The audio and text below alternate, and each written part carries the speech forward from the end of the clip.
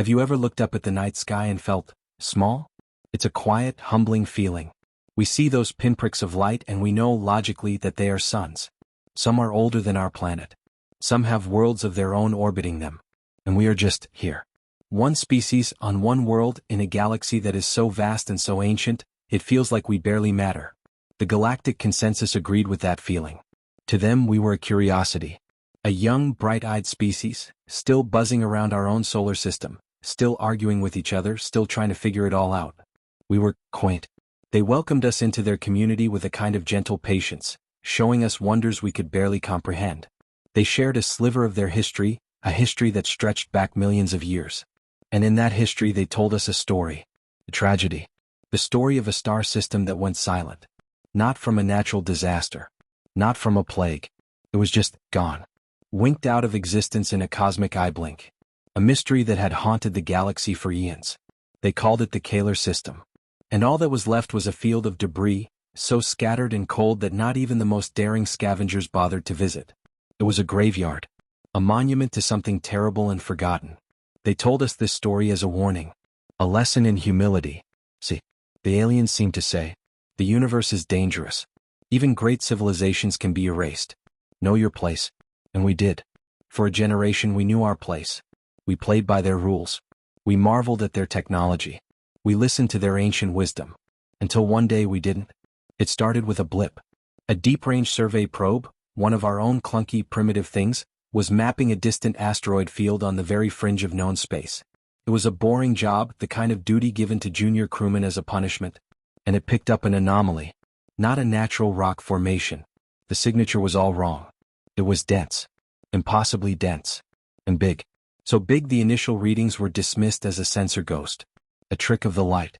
But one engineer, a woman with a stubborn streak and a mind that trusted machines more than she trusted official reports, she didn't dismiss it. She pushed. She recalibrated. She spent weeks of her own time running the data over and over again. And she found it wasn't a ghost. It was real. Whispered conversations began in the lower decks of our ships. Rumors of a ghost signal from the Kalar void. The galactic consensus caught wind of it. And for the first time, we saw something in our alien benefactors we'd never seen before. Not patience, not condescension, but fear. A cold, hard, and very urgent fear. They ordered the data sealed. They forbade any travel to those coordinates. They said it was for our own protection. That some things are better left buried. But you can't tell a species born of curiosity to just stop being curious. You can't tell children who have just learned a secret exists to simply forget it. So we went. Not an official mission. Not with the blessing of EarthGov. A rogue crew. A beat-up old scout ship called the Marlin, held together by grit and prayer. They were a handful of men and women who looked at the fear in the aliens' eyes and asked the one question that changes history. What are you so afraid of? The journey was long. It was tense. Every moment they expected a consensus patrol to intercept them, to drag them back home in disgrace. But none came. It was as if even the aliens were afraid to enter that hollow, silent piece of space. And then they found it. Emerging from the silent dark, silhouetted against the faint glow of a nebula, a shape. It wasn't a field of debris. It was a ship. But, a ship like nothing anyone had ever seen. It was colossal. A city turned on its side and forged from a metal so black it seemed to drink the starlight around it. It bore the scars of a battle so cataclysmic it was a miracle the thing was still in one piece. Crater impacts the size of football fields. Gashes that ran kilometers long down its hull. It was ancient. It was dead. It was a tomb. A relic of a dead star. They maneuvered the Marlin closer, their hearts hammering in their chests, the only sound on the ship the steady beep of their proximity sensors and their own ragged breathing. This was it. The source of the anomaly. The thing the galaxy had forgotten. They found a hangar bay, its doors frozen partway open, just wide enough for a small craft to slip through. It was a tight, terrifying fit. The screech of their hull against that ancient, unknown metal was a sound that would haunt them forever. They landed. The air inside was colder than the void outside. So silent. They stepped out into the darkness, the beams from their headlamps cutting shaky paths through the eternal night. They expected dust. They expected decay. They did not expect what they found. The corridors weren't filled with the skeletons of some unknown alien race. The signs on the walls, they weren't in some exotic, untranslatable language. The emergency power, flickering on in a few panels as if awakened by their presence, didn't display strange symbols. It displayed English, Latin, Cyrillic, Mandarin. Their communications officer, her voice a trembling whisper over the suit radio, said what they were all thinking. This isn't alien. The ship. This terrifying, city-sized weapon from a war fought millions of years before humanity even learned to farm, was one of ours. Human. A relic not of some dead alien star, but of our own. The silence on the bridge was absolute. The weight of that discovery pressed down on them, a physical force. Everything they knew about history, about their place in the universe, shattered in that single horrifying, glorious moment. And then, deep within the ship, from the absolute blackness at the end of a corridor, a light flickered on. A single soft blue pulse. Then another. And another. A rhythm. Like a heartbeat. And over their open comms, a voice, clear and calm and utterly human, crackled to life through the static of ages. The silence on the bridge of the Marlin was so complete it felt like a physical thing, a weight pressing down on their chests, stealing the air from their lungs. The only sound was the frantic, hammering rhythm of his own heart thumping against his ribs. The pilot, a man who'd navigated asteroid fields and stellar storms without breaking a sweat, found his hands were trembling, hovering over the controls as if they were made of live wire. "Repeat that," the communications officer whispered into her mic, her voice cracking. She was young, her face usually bright with a quick smile, now pale and drawn in the ghostly light of her console. "Please repeat your last transmission." A soft hiss of static, then the voice returned. It was calm. Measured. It didn't sound like a recording. It sounded alive. Identification confirmed. "Welcome home, crew of Soul. We have been waiting for you. The war is not over." The words hung in the air, impossible and terrifying. The war. What war? Soul. Our son. Home. The engineer, the stubborn woman who had started all this by trusting a sensor glitch, was the first to move. She was already pulling up the external scans of the colossal ship around them, her fingers flying across the screen, her eyes wide with a frantic, disbelieving energy. "The composition, it's not just metal. There are alloys here we don't have names for. Energy readings, they're not just residual. There's a power source deep in this thing. It's faint but it's there. It's waking up." The captain finally found his voice. It was rough, gravelly with fear and awe. "Who are you? What is this place?" "This vessel is the dreadnought Oblivion Stand, last command of the Kalar Perimeter Defense Fleet," the voice responded, its tone never changing, a serene contrast to the chaos it was unleashing in their minds. "Cryostasis protocols initiated following the cataclysm. You are the first authorized human signature to enter the hangar bay in 1,243,716 standard cycles. 1,000,000 years. The number was too big to comprehend. It was a number from geology, from the shifting of continents, not from history. Not from their history. Humanity had been scratching in the dirt for a fraction of that time. We were supposed to be the newcomers. The infants. Kalar. The comms officer breathed, the name clicking into place with a dreadful certainty. "They told us, the consensus, they said the Kalar system was destroyed. An ancient, alien civilization. Wiped out. The Kalar system was the cradle of humanity's first empire," the voice corrected, gently, as if teaching a child a simple lesson. "It was not destroyed by natural causes. It was targeted. Scoured clean by the Xylos hegemony in a first strike initiative." The words were like punches. First empire. Xylos hegemony. First strike. This wasn't just a discovery, it was an archaeological dig into their own soul, and every layer of dirt they removed revealed a nightmare they never knew they had. "Why?" the captain asked, the word barely a whisper. "Why would they do that?" "The hegemony operates on a singular principle, the elimination of any potential rival before it can become a threat. They are cosmic gardeners pruning the tree of life. We were the first species they identified as having what they termed ascension potential. We were their greatest failure. They believed they had succeeded in our total eradication. They were mistaken." A cold dread settled over the crew. The gentle, patient aliens who had guided them, who had shared their wonders and their history, the galactic consensus. The pieces were trying to fit together in a picture so horrifying they couldn't even look at it. The engineer looked up from her screens, her face ashen. "Captain, the energy signature. It's not just a power source. I'm reading life signs. Faint. Scattered throughout the ship. But they're there. Dozens of them. In some kind of deep cryostasis." The voice had said it. They weren't just on a dead ship. They were walking through a cemetery where the bodies weren't entirely dead. "We need to get out of here," the pilot said, his voice tight with panic. "Right now. We need to jump back to the nearest relay and report this." "And say what?" the captain snapped, his own fear turning to a sharp, desperate anger. "That we found a million-year-old human battleship that says our alien friends are actually genocidal maniacs? They'd lock us up and throw away the key. The consensus would, he trailed off, the implication hanging in the air. What would the consensus do if they knew this secret had been uncovered? The fear they had seen in the aliens' eyes now made a terrible, terrifying sense. The calm voice from the ship interrupted their spiraling panic. "The Oblivion Stand's primary directive remains active. Preserve the legacy of Kaler. Reignite the resistance against the Xylos hegemony. Your arrival has activated the final phase of the rebirth protocol." A new light began to pulse on the main console of the Marlin. A data stream, vast and incomprehensible, was flooding their systems. Schematics, star charts, weapons profiles, history. It was a fire hose of information, the entire archived memory of a dead empire pouring into their little ship. "We can't handle this," the engineer yelled, trying to stem the flow, her screens flickering with a storm of data. "Our systems will crash. We're not built for this."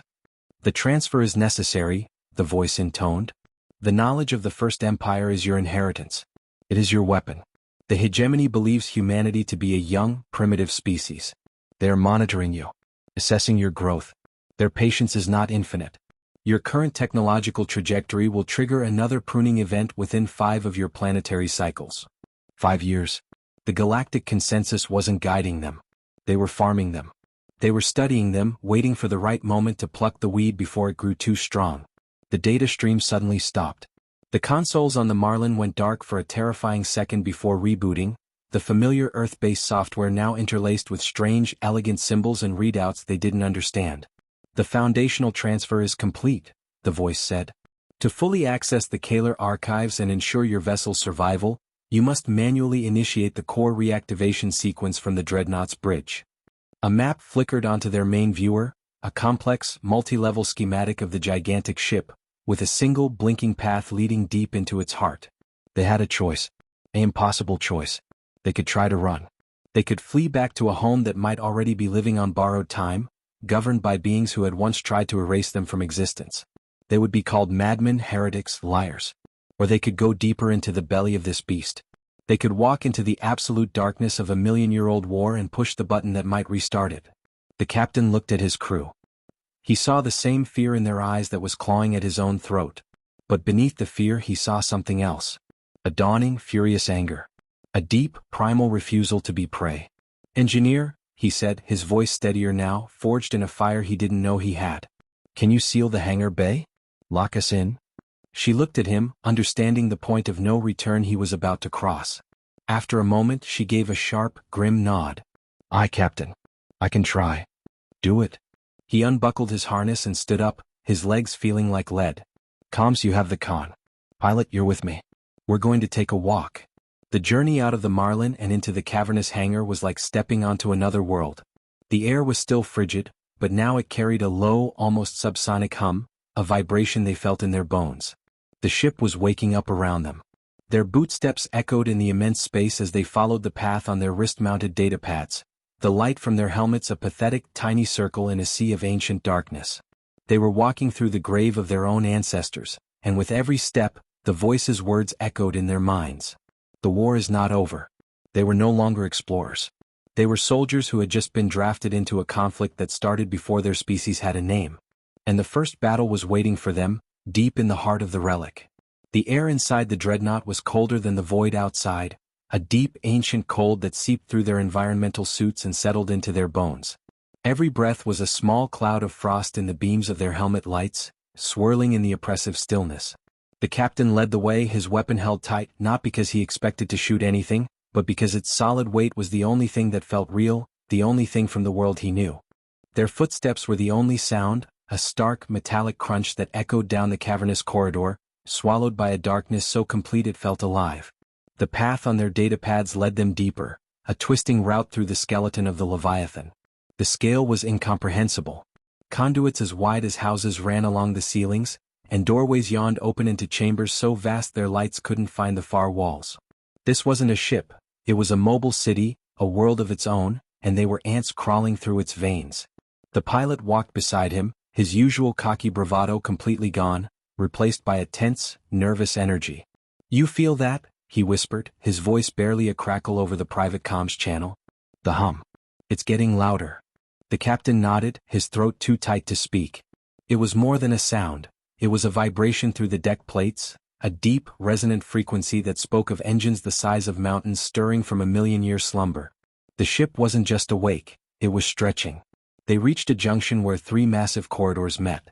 According to the map, the bridge was down the left passage, but the central one drew their eyes. It was scarred and blackened, a frozen wave of melted metal erupting from its entrance. A battle had been fought here. And lost. "Captain," the pilot said, his light tracing the horrific damage. "What kind of weapon does that?" Before he could answer, the calm voice of the ship's AI filled their helmets, making them both jump. This sector sustained a direct energy weapon strike during the evacuation. Life signs were extinguished in 0.03 seconds. Structural integrity was compromised but contained. The casual, matter-of-fact tone describing such annihilation was chilling. These weren't stories in an alien history book. These were their people. This was their Holocaust. They moved on, faster now, the need to see, to understand, becoming a physical ache. The map indicated a large chamber ahead, an observation deck. On a whim, the captain gestured toward it. "Let's see it," he said, his voice rough. The door hissed open, not smoothly but with a jerky, grinding shudder, as if protesting the disturbance. They stepped through and both men froze, their breaths catching in their chests. The entire far wall was a single, enormous viewport, though it was so scarred and pitted it was like looking through ice. But beyond the imperfections, the view was clear. They were hanging in the blackness of space, and below them, illuminated by the distant, cold glow of a nebula, was the graveyard. It wasn't a field of rocks. It was a field of corpses. Hulks of ships, thousands of them, maybe millions, drifted in a silent, eternal dance. Some were small like their own Marlin. Others were vast, rivaling the dreadnought they stood in.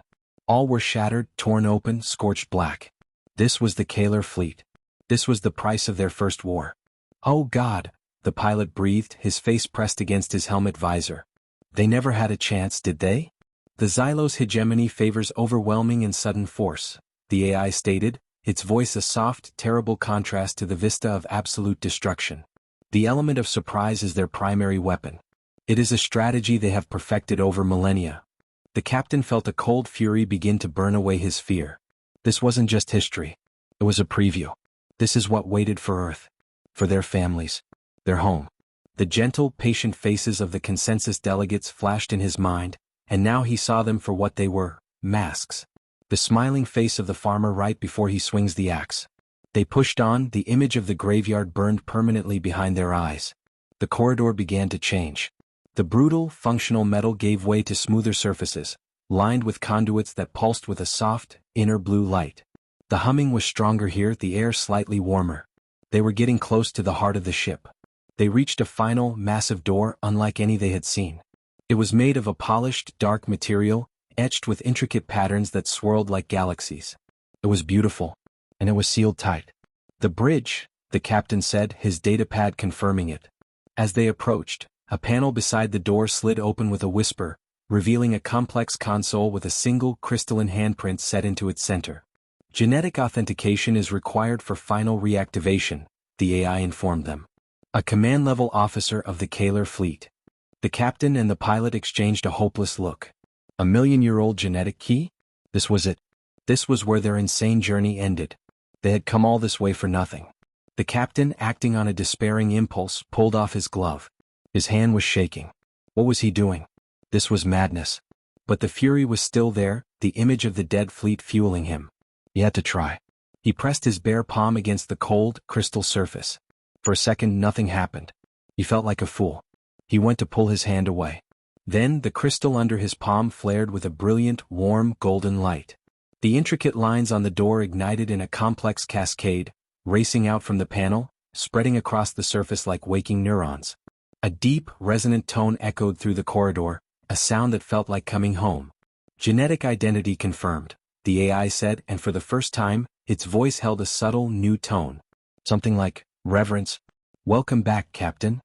The massive door began to slide open, not with a grind but with a smooth, powerful sigh, revealing the bridge beyond. The pilot was staring at him, his face a mask of utter shock. The captain could only look at his own hand, his utterly, completely normal human hand, as if seeing it for the first time. He had no idea what it meant. He was just a man from a small colony on Mars. His family history was boring, ordinary. Was it chance? Was it fate? It didn't matter. They stepped onto the bridge. It was vast, a circular chamber with walls that were entirely view screens, currently showing the starfield and the graveyard outside. Consoles lined the perimeter, dark and silent. And in the center of the room, sitting in a command chair that was like a throne, was a skeleton. It was still clad in the faded remnants of a uniform, a human form, slumped forward. One hand rested on the armrest, near a single prominent button shielded under a clear casing. The final reactivation sequence. They walked toward it, their earlier fear replaced by a solemn, grim awe. This was the last commander of the Oblivion Stand. The one who had stayed at his post as his world died around him. The captain reached out, his fingers hovering over the clear casing. This was it. The point of no return. Pushing this button wouldn't just bring a dead ship to life. It would be a declaration of war. It would be a signal to the Xylos hegemony that humanity remembered. And it would be a signal to the galactic consensus that their little experiment had just gotten out of control. He looked at the pilot, who gave a single grim nod. There was no choice. Not really. It was this or wait 5 years for the axe to fall. He took a deep breath. His heart was hammering against his ribs. This was for the dead fleet outside. This was for Earth. His finger was an inch from the button when a new, frantic voice screamed over their comms. It was the engineer back on the Marlin, her voice pitched high with pure terror. Captain, we've got company. A consensus patrol ship. It just dropped out of warp right on top of us. They're hailing us. They're demanding we stand down and surrender the derelict. Their weapons are powering up. They're locking on. The engineer's voice was a blade of pure panic, slicing through the solemn silence of the bridge. Captain, we've got company. A consensus patrol ship. It just dropped out of warp right on top of us. They're hailing us. They're demanding we stand down and surrender the derelict. Their weapons are powering up. They're locking on. The captain's hand froze, his finger a hair's breadth from the glowing button. The air left his lungs.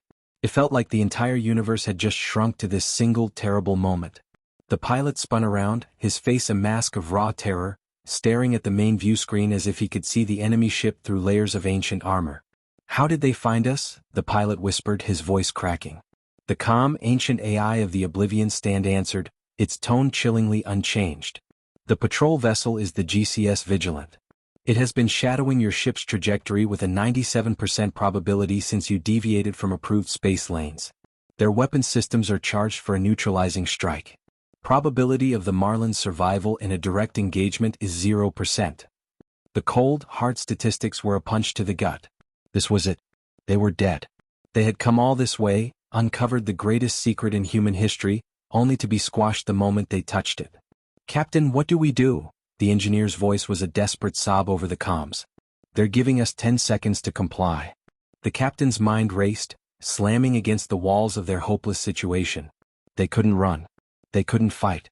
Surrendering meant this ship, this truth would be erased and they along with it. He looked from the skeleton of the fallen commander in his chair to the button that represented their only possible insane chance. Engineer, belay that, the captain barked, a desperate, wild idea forming. Don't answer their hails. Give me everything we have on the Vigilant. Its class, its specs, everything.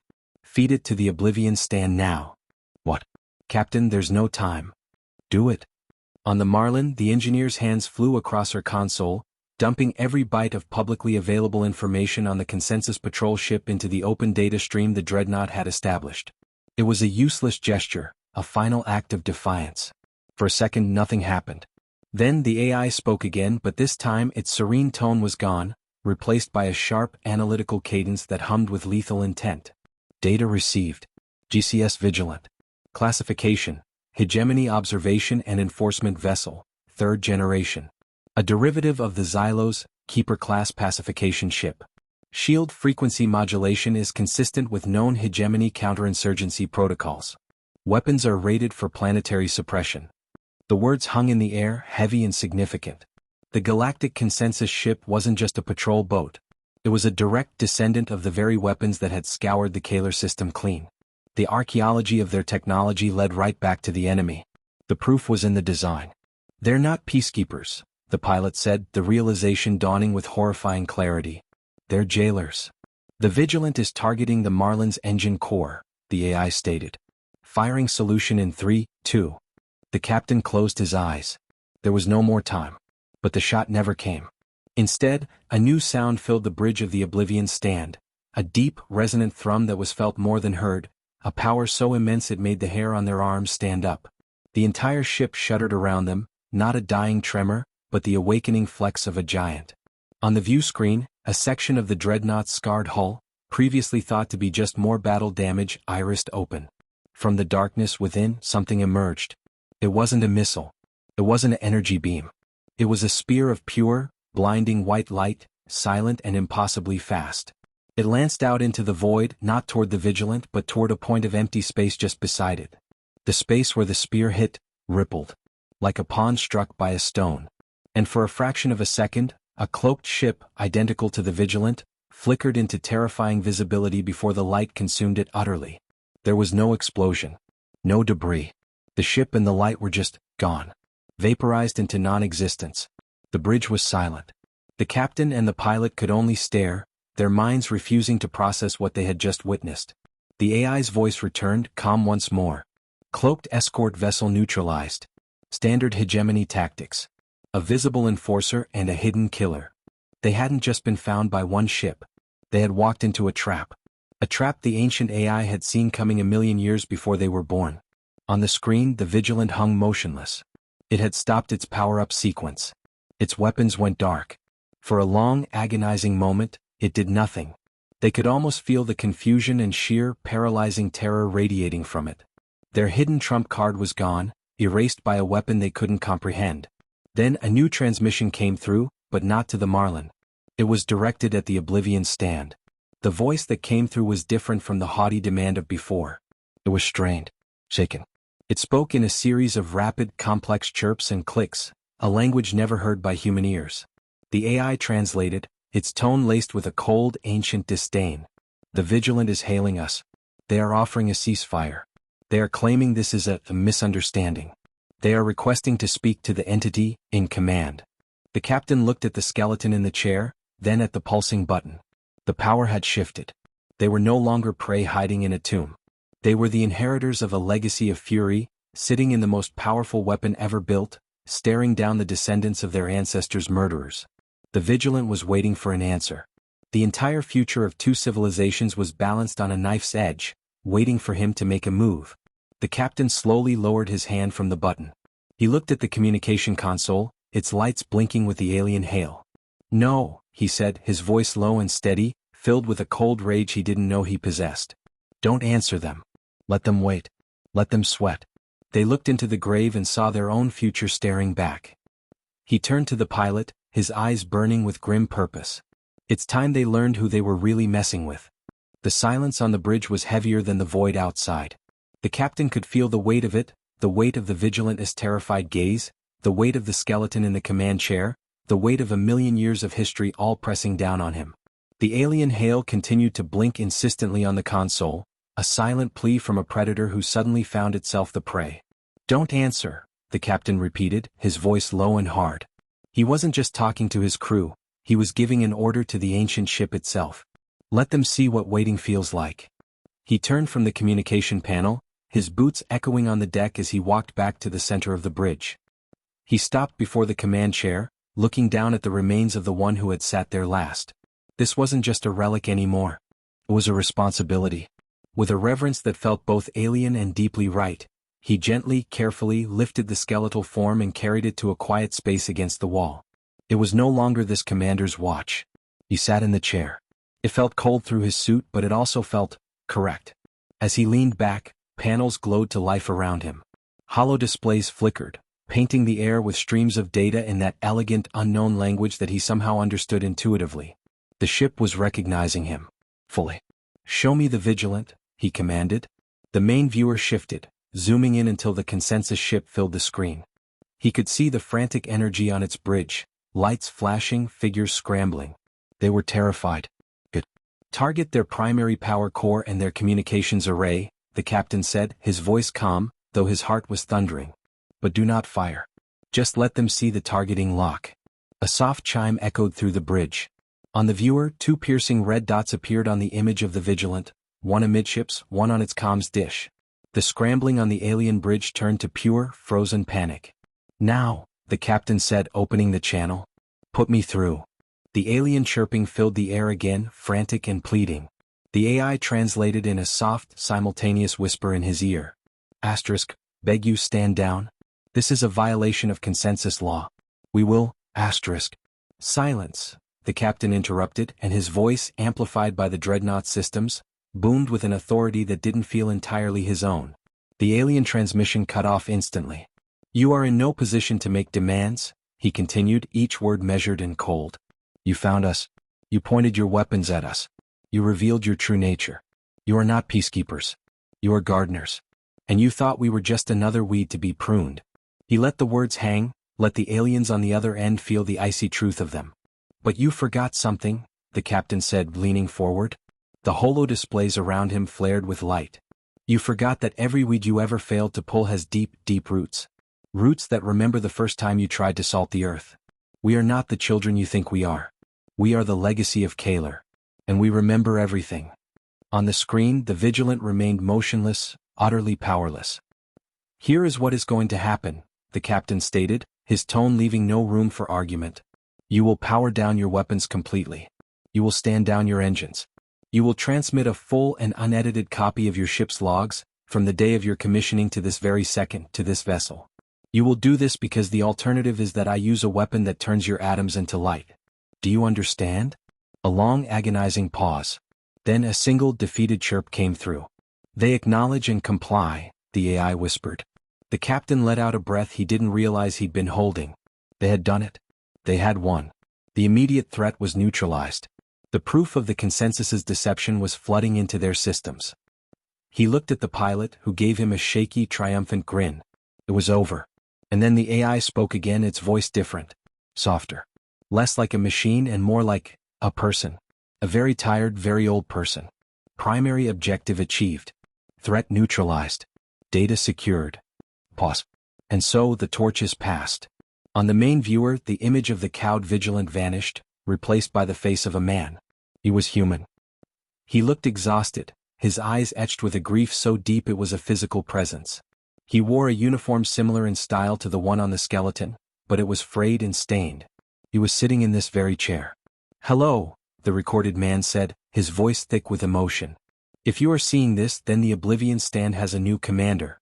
And humanity has a chance. The captain and the pilot could only stare, their victory momentarily forgotten. My name is not important. I was the last captain of the Kaler fleet. We lost. We lost everything. He took a shaky breath.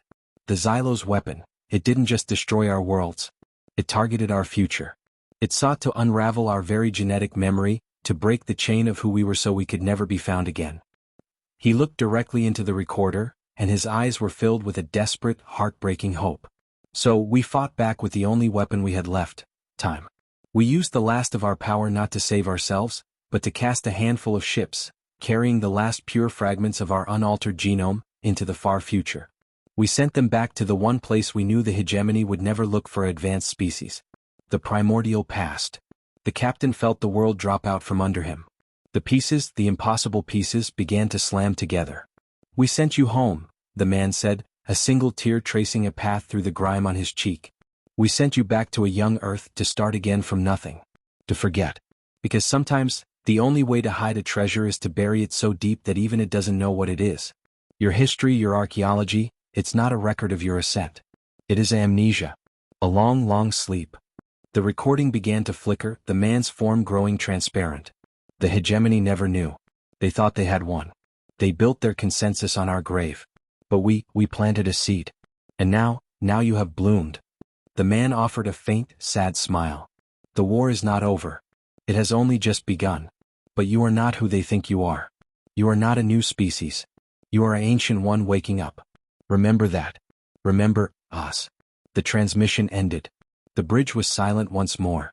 The captain sat in the command chair, the truth washing over him. Humanity. We weren't the beginners. We were the survivors. We were the hidden, sleeping army.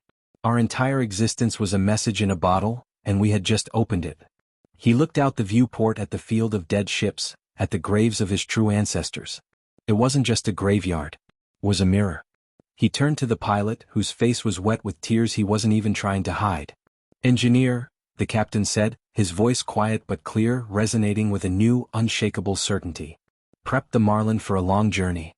We're going home." But home would never mean the same thing again. They weren't returning as discoverers. They were returning as revenants. And the galaxy was about to remember the name it had tried so very hard to forget. The journey back to the edge of known space was made in a silence that was heavier than the void outside the viewports. It wasn't the silence of fear anymore. It was the silence of absorption, of a truth so vast and terrible that it had to be digested slowly in quiet pieces. The captain sat in the command chair of the Oblivion stand, the ghost of its last true commander a permanent presence at his side. He watched the starfield streak by, each one a potential grave, a potential battlefield. They were no longer just stars. They were history. Their history. Behind them, the GCS Vigilant drifted, a prisoner of its own fear. Its systems were locked down under the Dreadnought's control, its crew isolated, its story, their entire corrupted legacy, now a data file in the Oblivion's archives. It was a ghost ship, a silent testament to the lie that had been exposed. On the bridge of the Marlin, which flew in the shadow of the colossal dreadnought like a minnow beside a whale, the mood was different. The initial shock had given way to a low, burning hum of purpose. The engineer was buried in the data streams, her eyes wide with a mixture of awe and fury. "It's all here, Captain." Her voice came over the comm, filled with a new, hardened strength. "Their observations. Their projections for Earth. Their pruning schedule. It's all just clinical to them. Like we're a problem to be solved." The pilot, his hands steady on the Marlin's controls, finally spoke what they were all thinking. "What do we do when we get back? They'll never believe us. EarthGov. They'll think we've gone insane. Or worse, the consensus will have already gotten to them." The captain's gaze remained fixed on the swirling blue of the warp tunnel ahead. "We're not going to convince them with words," he said, his voice quiet but carrying the weight of absolute certainty. "We're going to show them. We have the evidence. We have the ship. And we have the story."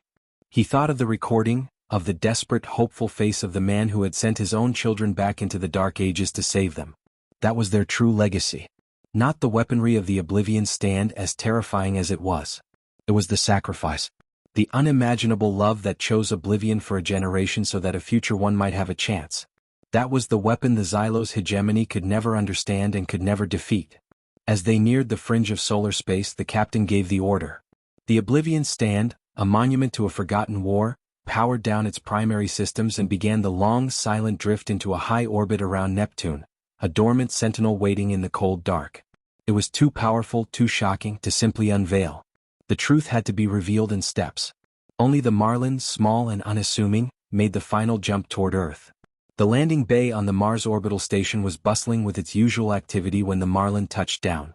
The crew stepped out into the bright, sterile light, their legs wobbly in the familiar gravity. They looked like hell, exhausted, faces etched with a trauma no one else could see. Officials approached, their faces a mixture of relief and stern disapproval. They were in a world of trouble for going AWOL. But before the first official could speak, the captain held up a hand. He didn't speak. He simply transferred a single data packet to the station's mainframe. It was a small slice of the evidence.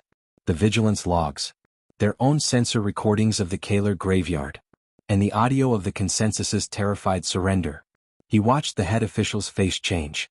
The irritation melted into confusion, then into dawning horror and finally into a pale, stunned disbelief. The official looked from the data slate in his hand to the battered ship, to the crew who stood with a stillness that spoke of things seen that could not be unseen. "My God," the official whispered. Is this real?" "It's real," the captain said, his voice weary but firm. "And there's more. So much more. But first you need to lock down this station. No outgoing communications. Not to Earth and absolutely not to the Consensus Embassy. The people we've been calling our friends are the descendants of the ones who murdered our ancestors and have been waiting to finish the job." The days that followed were a blur of secure debriefings held in the deepest bunkers of the station. High-ranking officials from EarthGov and the military, people who had spent their careers working with the Consensus, were shown the evidence. They saw the archaeology of their own genocide. The reaction was always the same: denial, then anger, then a cold, grim acceptance that reshaped their entire understanding of the universe and humanity's place in it. A plan was formed, not of reckless war but of careful, deliberate awakening. The legacy of Kaler would not be one of blind vengeance, but of resilient survival. Teams of the brightest engineers and historians were secretly shuttled to the Oblivion Stand, not to learn its weapons first, but to learn its history. To learn their history. They pored over the archives, slowly, carefully, rebuilding the story of who they truly were. The captain stood once more on the bridge of the ancient ship, watching a team carefully, reverently, remove the skeleton of the last commander for a proper burial back on Earth. He would be laid to rest as the hero he was, the first of many to finally come home. The pilot came to stand beside him. "It's quiet," he said, looking out at the stars. "Too quiet." "The consensus knows something is wrong," the captain replied. "The Vigilant is missing. Their hidden escort is gone. They're probing. They're nervous." He turned to his friend. "But they don't know what we know. They don't know that we know. That's our advantage." He placed a hand on the cold console. The war was not over. It was just beginning. But it was a different war now. It was not a war for survival against an unknowable foe. It was a war of remembrance.